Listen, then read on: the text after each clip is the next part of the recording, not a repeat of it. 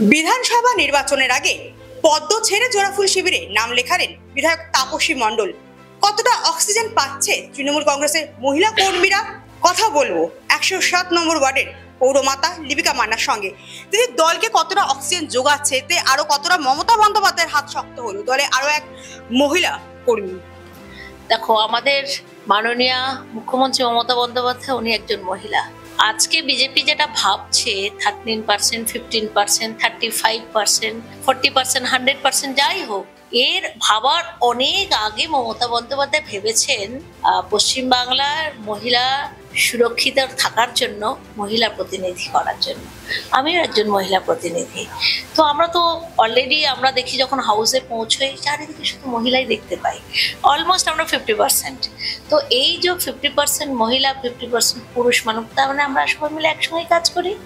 তো তার মধ্যে আরেকজন মহিলা অ্যাড হলেন, এটা তো ভালো। উনি তো স্ব ইচ্ছায় উনি বুঝেছেন যে আমি যে দলে আছি সেই দলটা কতদূর টিকবে আর সেই দলে আমি কি করতে পারবো, আর এখানে আমাদের মাননীয় মুখ্যমন্ত্রী মমতা বন্দ্যোপাধ্যায় প্রতিনিধিরা কত রকম ভাবে কাজ করছেন, আমরা তার নির্দেশে প্রতি মুহূর্তে মানুষের পরিষেবা দিয়ে আসছি, মানুষের সেবা করে আসছি।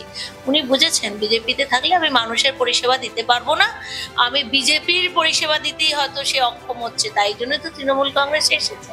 তমলুকের সাংসদ অভিজিৎ গঙ্গোপাধ্যায়, তার সঙ্গে তাপসী দেবীর ঝামেলার কথা আমরা জানি, যাতে গন্ডগোল হয়েছিল। তিনি বলছেন যে তাপসী দেবী জঞ্জাল ছেড়ে ভাগাড়ে এসেছেন, অর্থাৎ জঞ্জাল তাহলে বিজেপি আর ভাগাড় হচ্ছে তৃণমূল, মানে বিজেপির লোকই বিজেপিকে জঞ্জাল বলছে। সেটাই তো ওদের আসল জায়গাটাই, সেটা নিয়ে তো আমি আলোচনা করব না।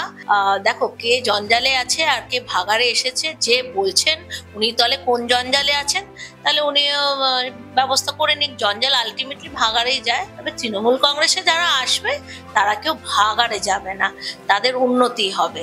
এরকম যদি উনি একজন জাজ হয়ে যদি এরকম তার ভাষার এই প্রকট ভাবে যেভাবে বিজেপিকে এগিয়ে নিয়ে যাচ্ছে নিজের দলের অবনতির জন্য, সেটা তার দায়িত্ব তাকেই নিতে হবে।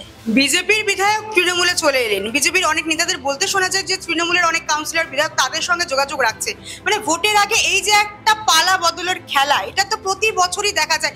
সবটাই কি টিকিটের লোভে? সেটা কে বা কারা করে সে তারাই জানে, তারা বলতে পারবে ডিটেলসটা। টিকিটের লোভে কি টাকার লোভে কি পদের লোভে কি কিসের লোভে? লোভ থাকলে তার দল করা যায় না, সে যে কোনো দলেই।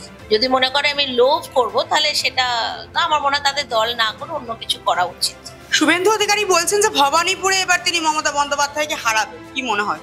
হ্যাঁ, ওটাই বাকি আছে। ওনার নিজের জেলা থেকে ওনার বিধায়ক চলে যাচ্ছেন আর উনি আসছেন। এ তো এত বড়, মানে যা খুশি তাই মুখে বললে, মুখে তো বলাই যায় না, তাতে তো কোনো অসুবিধা নেই। করে দেখা, এসে দেখা, তাহলে আমাদের মাননীয় মুখ্যমন্ত্রী নিশ্চয়ই তার জন্য তৈরি থাকবেন।